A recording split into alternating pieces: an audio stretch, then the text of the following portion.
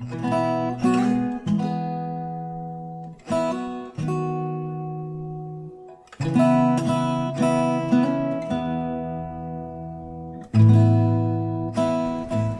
bahagia hari ini. Saudara harus bersukacita hari ini hari kemenangan. This is the day, this is the victorious day for us. Kalau saudara pernah merasa kalah dalam hidupnya, kalau saudara pernah merasa kira-kira ada nggak satu hari yang saudara bisa berteriak, saudara bisa bangga, saudara bisa bersukacita yang luar biasa. This is the day. This is the day that the Lord has made. Ya. Kita kalau buat saya ada satu hari di satu kalender itu, satu hari Jumat Agung itu hari yang luar biasa. Mungkin buat saudara hari ulang tahun dan lain sebagainya, but when it's come to Good Friday, ada satu sukacita besar dalam kehidupan kita. Oke, sudah siap terima berkat dari Tuhan? Kita akan terima otoritas tertinggi dalam kehidupan kita, firman Tuhan. Siap ya? Oke, saya minta Roh Kudus pimpin kita semua agar firman yang disampaikan hari ini betul-betul merubah kehidupan kita di hari Good Friday ini. Ini firman yang Tuhan sampaikan buat kita semua hari ini dan kita renungkan baik-baik. Lukas 23. Lukas 23 ayat 32 sampai 43. Saudara sering baca ayat-ayat kematian Tuhan Yesus di atas kayu salib. Ini salah satunya. Saya mau bahas sesuatu hal yang luar biasa dari ayat-ayat ini. Judulnya Yesus disalibkan. Saya mulai dari ayat yang ke-32. Saya akan bacakan ayat-ayatnya. Siap ya saudara juga bisa baca ayat-ayat ini. Ayat 32. Dan ada juga digiring dua orang lain, yaitu dua penjahat untuk dihukum mati bersama-sama dengan dia. Ketika mereka sampai di tempat yang bernama Tengkorak, mereka menyalibkan Yesus di situ dan juga kedua orang penjahat itu. Yang seorang di sebelah kanannya dan yang lain di sebelah kirinya. Yesus berkata, "Ya Bapa, ampunilah mereka, sebab mereka tidak tahu apa yang mereka perbuat." Dan mereka membuang undi untuk membagi pakaiannya.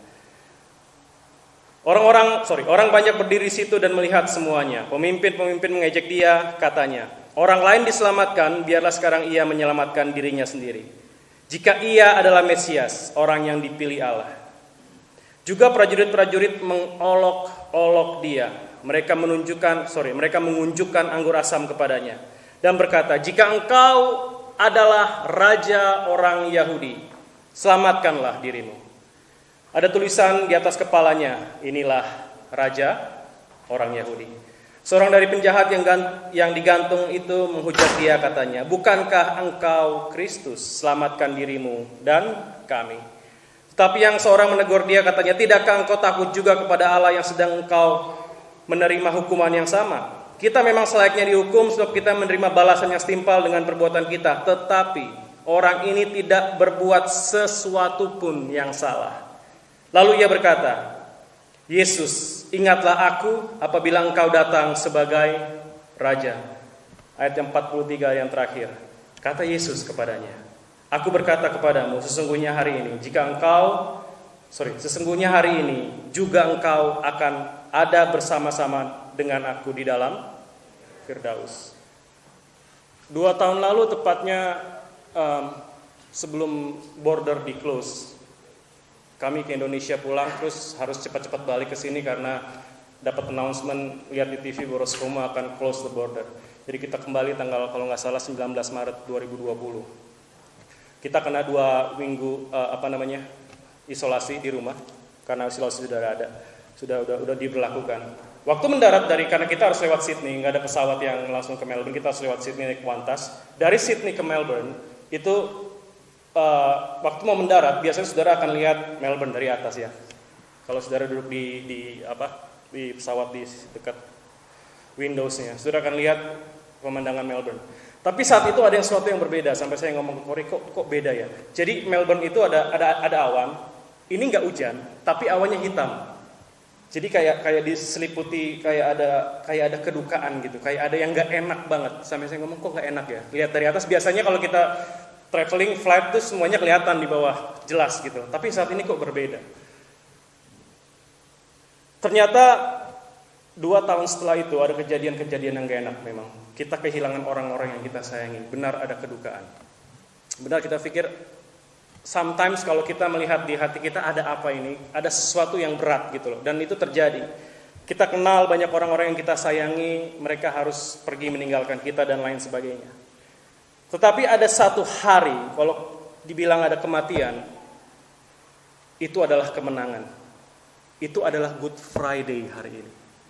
Saudara mungkin kalau melihat hari maut, hari kematian itu nggak enak. Tapi kalau dibilang Good Friday, inilah hari yang membawa kemenangan mutlak buat kita. Hari yang seharusnya kita mengerti dengan baik. Ini bukan maut yang menang, tapi apa? Kehidupan kekal yang menang buat kita. Ya, di atas kayu salib yang dosa itu menjadi berkat buat kita. Yesus jadi dosa, tapi kita menerima berkat. Apalagi di atas salib yang kematian kekal dibilang buat kita akan menjadi kehidupan kekal. Nah, yang pertama yang saya mau bawa buat saudara dari ayat-ayat ini, yang pertama, kita harus mengerti dengan baik bahwa di atas kayu salib ada sesuatu arti yang berubah, yaitu relationship. Relationship saudara berubah artinya saat itu juga waktu Yesus mati di atas kayu salib. Nah, kalau saudara berpikir tentang atau merenungkan tentang perkataan Yesus di atas kayu salib, ada yang dibilang 7 perkataan Yesus. Saudara pikirkan baik-baik, saudara renungkan baik-baik. Waktu Yesus mau menyerahkan nyawanya, dia berkata seperti ini di ayat 34 tadi kita baca. Ya Bapa, ampunilah mereka sebab mereka tidak tahu apa yang mereka perbuat. For they not know what they do. Ada kata-kata lagi Yesus berkata bahwa sesungguhnya hari ini kepada penjahat yang ada di sebelah kanannya, engkau ada dalam taman Firdaus bersama-sama aku. Lalu setelah itu jubah Yesus dibagi-bagikan. Di kitab Yohanes dikatakan seperti ini, Yesus berkata, waktu dia melihat ibunya Maria istri Klopas dan Maria Magdalena, Yesus berkata, Ibu, inilah anakmu. Anaknya itu salah satu murid yang dikasihi. Lalu kepada murid yang dikasihi Yesus berkata, inilah ibumu. Semua kata-kata ini kata-kata relationship, saudara. Lalu Yesus waktu menyerahkan dirinya berkata, Eli, Eli, lama sabachthani, Bapakku, Allahku, Allahku, mengapa engkau meninggalkan aku? Ini semua perkataan-perkataan kasih, saudara. Ini perkataan-perkataan relationship dari anak kepada bapaknya. Dari ibu kepada anaknya. Dari juru selamat kepada orang yang berdosa. Nah, kalau saudara memiliki relationship, ada satu kata yang sangat gak enak kalau didengar. Ada satu kata yang dibilang tabu kalau ada di dalam rumah. Ada satu kata yang dibilang kalau saudara dalam hubungan, jangan sebut perkataan ini. Perpisahan dan kematian. Ini kata yang gak enak kalau saudara punya relationship. Saudara, kalau dalam ada perpisahan dan ada kata kematian, itu paling gak enak. Kata-kata itu paling gak enak untuk didengar. Siapa yang pernah kehilangan orang yang kita kasihi di sini? Most of you pasti kita pernah. Siapapun itu, ada orang tua mungkin, ada nenek, ada kakek, ada adik, dan lain sebagainya. Sama terjadi seperti Yesus. Yesus punya sahabat baik, Maria dan Marta, jugalah Lazarus. Di Alkitab ditulis bahwa waktu itu Yesus menangis. Kalau ada kata Yesus menangis sebagai dalam dirinya sebagai manusia, Yesus mengerti 2 hal yang terjadi dengan Marta dan Maria. Kalau saudara baca di Yohanes 11, waktu Yesus datang, Marta bilang kepada Yesus, kalau engkau sekiranya ada di sini, saudaraku tidak akan mati. Lalu apa ditulis? Masgyullah hati Yesus. Terus dia bertanya, di mana Lazarus diletakkan? Waktu dia melihat itu, ditulis lagi, menangislah, maka menangislah Yesus. Yesus menangis karena apa? Karena ada kematian, bahwa maut itu suatu hal yang luar biasa. Yesus mengasihi Marta dan Maria, relationship dia sangat luar biasa. Juga di Taman Getsemani ditulis. Kalau kita renungkan baik-baik, di Taman Getsemani dibilang begini, Yesus bilang pada murid-muridnya, berjaga-jagalah dan berdoalah, karena ada maut sebentar akan datang dalam kehidupannya. Berjaga-jagalah dan berdoalah. Dia bilang, hatiku sangat sedih rasanya seperti mau mati. Lalu waktu dia berdoa, Lukas menulis darahnya seperti peluh jatuh. Itu kematian, luar biasa waktu ada melihat kematian, ada perpisahan, ada maut dan lain sebagainya. Nah, waktu dua penjahat ini menghadapi maut, satu di sebelah kiri, satu di sebelah kanan. Ada dua respon yang saudara bisa belajar. Yang pertama, waktu kita menghadapi masalah, waktu kita menghadapi maut, kita lihat dari yang satu penjahat itu, dia bilang apa? Tunjukkan dong kuasanya. Kadang-kadang kita berdoa gitu sama Tuhan kan. Tuhan kan punya kuasa, tunjukkan dong, bisa dong Tuhan. Masa pandemi nggak selesai? Apa kuasa Tuhan kurang di situ? Tapi orang yang kedua bilang apa? Penjahat yang kedua bilang apa? Ayat ke-42. Lalu ia berkata, Yesus, ingatlah akan aku. Dia mengimani bahwa kuasa Yesus bisa kok menyelamatkan. Dia mengimani bahwa kuasa Yesus bisa menyelamatkan karena dia tahu siapa Yesus, dia mengenal siapa Yesus yang ada di sampingnya. Saya mau ambil saudara merenungkan sesuatu, ya. Saudara semua dalam punya relationship ya, ada adik kakak atau bapak ibu, suami istri. Menurut saudara, makin dekat kita dengan orang yang kita kasihi. Ingat ya, makin dekat kita dengan orang yang kita kasihi. Kehidupan kita makin gampang atau makin susah? Kehidupan kita lebih banyak disakiti apa lebih banyak diberkati? Oke, makin dekat saudara dengan suami saudara, makin dekat saudara dengan orang yang saudara sayangi. Kira-kira saudara lebih banyak diberkati atau disakiti? Kalau saudara jawab diberkati, apakah saudara pernah disakiti dengan orang yang saudara sayangi? Ingat, ini relationship saudara. Saudara nggak bisa bilang, saya diberkati loh, pernikahan saya diberkati, tapi apakah saudara nggak pernah disakiti dalam pernikahan? Apakah saudara pernah nggak disakiti sama orang tua sendiri? Pernah nggak kita orang tua disakiti dengan perkataan anak? Makin dekat saudara, ada dua hal yang akan saudara alami. Waktu Yesus di atas kayu salib juga seperti itu. Dua orang ini kiri kanan. Yang satu bilang, mana tunjukkan dong kuasanya. Yang sebelah kiri dia mengimani. Ini kehidupan saudara, di atas kayu salib. Tapi saudara banyak belajar di sana tentang relationship. Siapa di sini yang pernah disakiti istrinya? Gak berani angkat pasti ya. Siapa di sini yang pernah disakiti suaminya? Siapa pernah di sini disakiti temannya atau disakiti siapa? Macam-macam loh, dengan perkataan dan lain sebagainya. Mungkin kebanyakan dengan perkataan. Apalagi kalau kita semakin dekat, kita berharap kan, lu harus ngerti gua dong. Gua kan udah lama sama lu. Relationship kan selalu begitu kan, selalu pengen bahwa yang lain harus mengerti saya, dia harus mengutamakan saya. Tapi di salib kita belajar nggak seperti itu hubungan yang benar. Saudara mau tahu, Filipi 2:5, ini baru tadi malam sampai saya nggak bisa tidur, cuman mau renungkan ini, Filipi 2 ayat 5. Ternyata benar, ternyata kunci relationship ada di dalam Yesus di atas kayu salib. Kalau saudara belajar ini, saudara nggak akan stres mau hubungan saudara kayak apa. Hendaklah kamu dalam hidupmu bersama, ini apa? Hubungan ya. Menaruh pikiran dan perasaan yang terdapat juga dalam Kristus Yesus. Baca di bawahnya. Yang dalam rupa Allah tidak menganggap kesetaraan sebelah sebagai milik yang harus dipertahankan. Lalu dia mengosongkan dirinya, mengambil rupa sebagai seorang hamba, mati di atas kayu salib. Dia merendahkan dirinya, dia mengosongkan dirinya, dia menjadi hamba. Itu relationship. Kalau kita berpikir, kan saya suami kamu, kan saya istri saya, kamu harus utamakan saya dong. Kamu harus ngerti saya dong. Tapi kadang-kadang Yesus aja, no, jangan itu dulu. Rendahkan dulu diri kita. Serve dulu dia. Jangan mau diutamakan mentang-mentang dia anggap saya yang terbaik, terus kita mau diutamakan dan lain sebagainya. Sama jemaat dengan gembala juga seperti itu. Kadang-kadang kita sebagai jemaat mikir, oh gembala harus utamakan saya. Kalau saya nggak diutamakan sama gembala, kita marah. Kita nggak dianggap, kita pikir. Di gereja kan banyak seperti itu.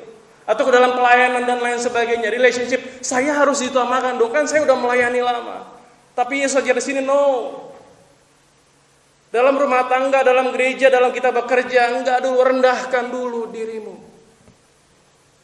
Jadi kita nggak merasa kita lebih oh saya harus diutamakan dong. Kan kita pengen seperti itu kan. Kita suka kan diutamakan sama istri dan sama suami. Kita merasa wow. Tapi kita harus belajar ini saudara. Relationship yang sebenarnya. Yang kedua, kita belajar tentang worship. Nah ingat, worship bukan bicara musik. Kita udah sering ngomong ini. Kita sudah ikut udah ikut seminarnya dan lain sebagainya.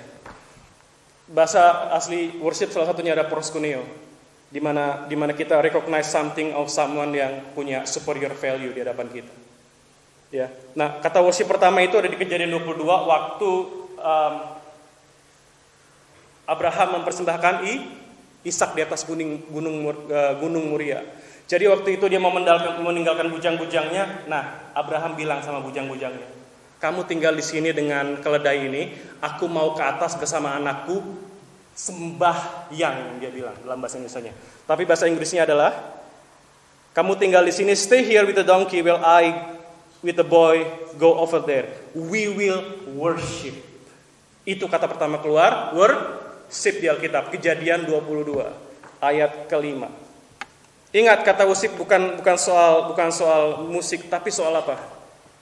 Hidup yang taat untuk mempersembahkan ke dalam kehendak Tuhan. Saudara nggak ngomong worship karena saudara nyanyi, bukan. Hidupan saudara itu worship kita. Nah, salib itulah penyembahan tingkat yang paling tinggi. This is the highest level of worship. Itu ada di mana? Di salib. Di salib itu nggak ada lagi yang setengah-setengah, saudara. Ini penyembahan tingkat tinggi, ini penyembahan totalitas. There is no more half goodness. Saudara harus benar-benar menyembah dengan benar. Kehidupan saudara harus benar. Nggak ada lagi penyembahan yang setengah-setengah. Kalau saya ngomong penyembahan bukan musik ya, tapi hidup kita. Nggak ada lagi penyembahan atau ibadah yang setengah-setengah. Nggak ada lagi yang namanya martabak manis. Setengah keju, setengah kacang coklat. Kalau saudara suruh pilih gitu kan, saudara mau kopi atau mau susu? Saudara kalau mau mandi air dingin apa air hangat? Air dingin apa air panas? Setengah apa? Setengah buka yang kiri nih, setengah buka yang kanan. Saudara selalu mau yang apa yang bisa di tengah-tengah, apa gak panas dan gak dingin. Tapi worship totalitas di atas kayu salib gak seperti itu. Gak ada daerah abu-abu namanya. Dan iblis tahu kenyamanan hidup itu sangat enak, makanya dia mau taruh kita di tengah-tengah. Setengah kudus, setengah gak kudus. Lihat waktu Yesus dicobai oleh iblis. Apa perkataan Yesus? Itu semua perkataan totalitas. Seperti yang dilakukan di atas kayu salib. Saudara kalau melihat di Matius 4, Yesus dicobai ya. Terus di sana ada Matius 4 ayat 4 dikatakan. Waktu dia dicobai, iblis bilang, tolong ubah batu jadi roti. Apa yang Yesus bilang? Ada tertulis, manusia hidup bukan dari roti saja, tetapi dari apa? Setiap firman. Kalau dibilang setiap firman, ini yang dibilang tadi. Saudara harus total, nggak bisa setengah-setengah. Setiap firman saudara hidup.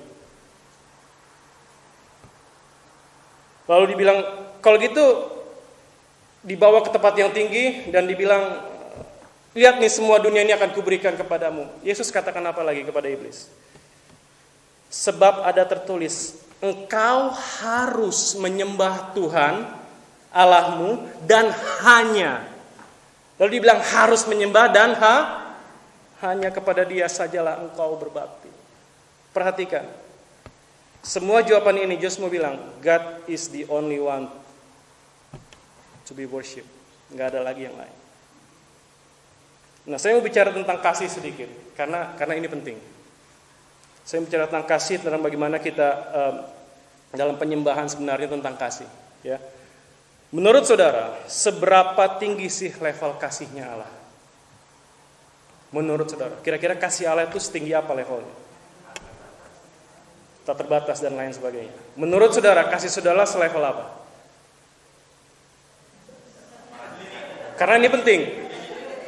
Menurut saudara, level kasih saudara melihat orang lain bisa dikasihi karena dia pantas dikasihi. Tapi kalau saudara menurut levelnya Allah, levelnya Yesus, dia mengasihi apakah karena pantas atau enggak? Dia mengasihi kita karena pantas atau enggak? Bukan. Saudara belajar, saya kasih ayatnya. 1 Yohanes 4 ayat 10.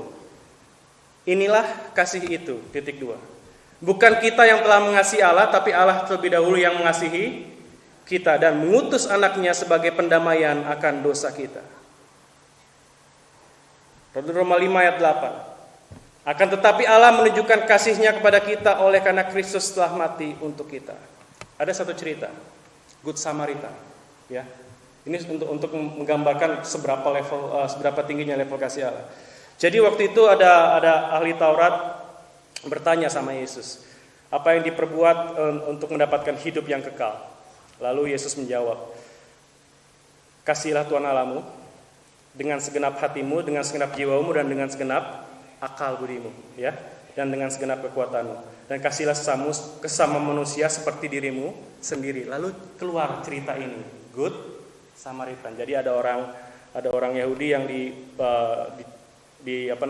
dipukul, dirampok, lalu ditinggalkan di jalan.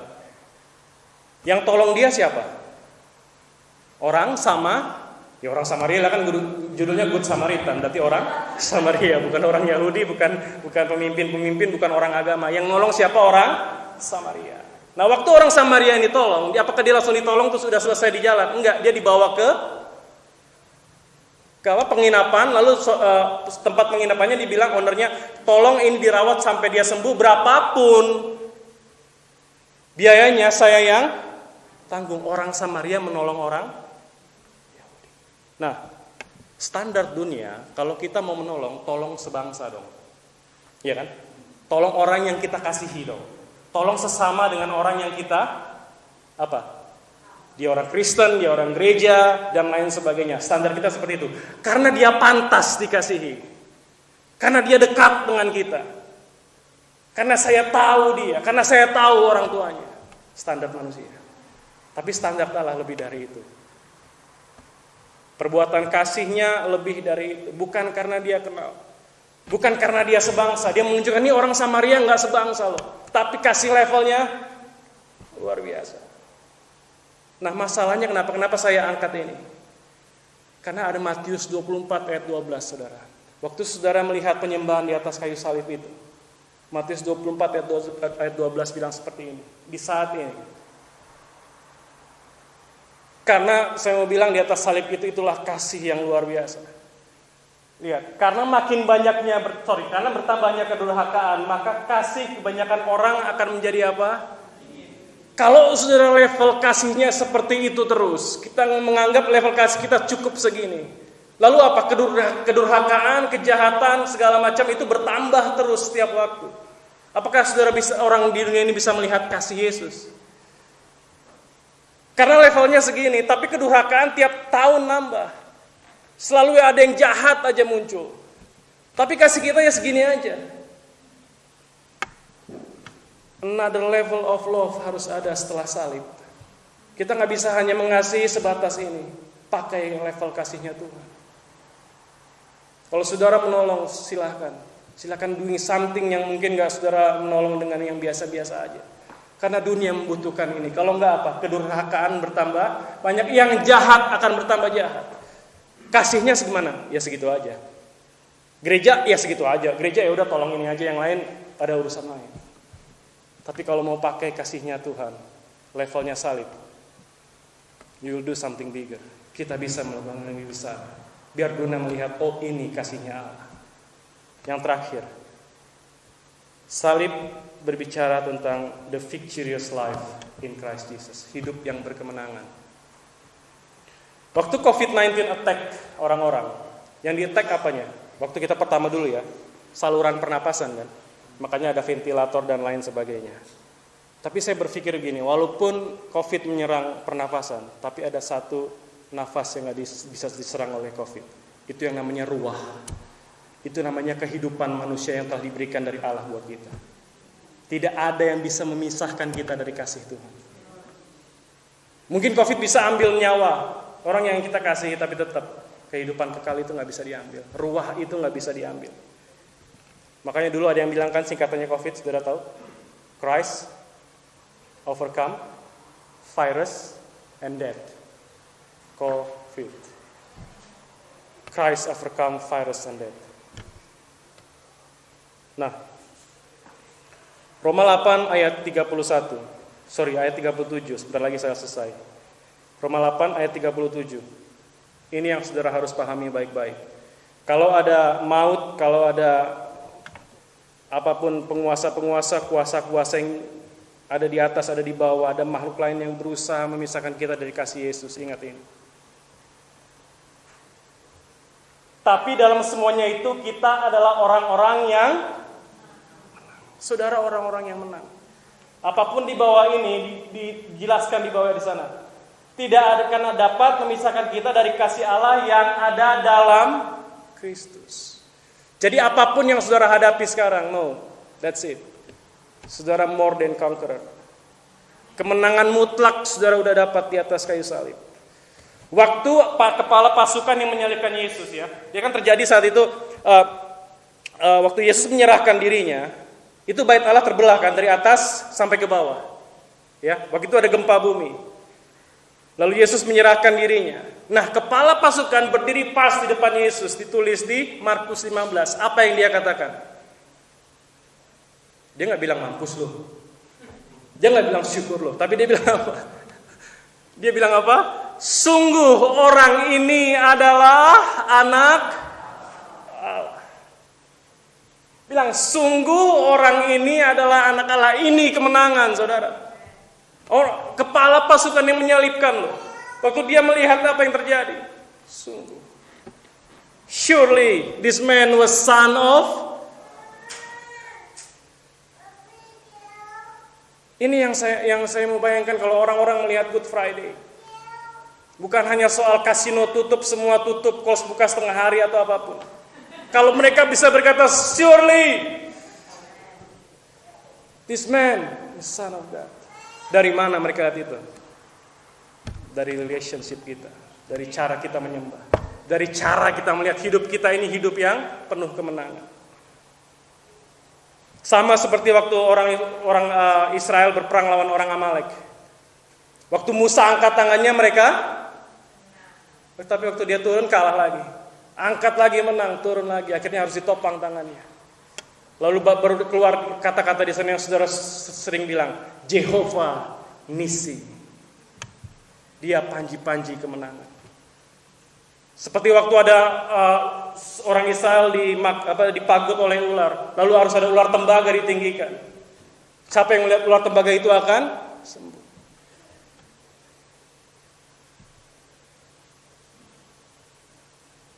Ayat yang terakhir kalau kita bisa baca, 1 Korintus 15 ayat 54.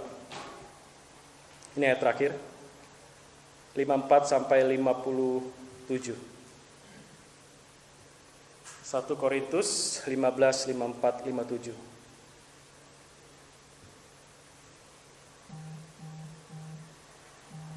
Maut telah, saya mulai dari mautnya dia. Maut telah ditelan dalam kemenangan. Saudara, ingatlah bahwa apa yang ditakutkan oleh manusia saat-saat ini, kematian, maut dan lain sebagainya, itu semua sudah dikalahkan. Ya, jadi waktu saudara berpikir bahwa salib itu kematian, salib itu hal yang gak enak buat kita harus memandang dengan hal yang berbeda. Kemenangan kita ada di atas sana. Relationship saudara harus berubah, worship kita harus berubah, dan hidup kita hidup yang berkemenangan karena maut sudah dikalahkan. Tuhan memberkati. Mari kita berdoa.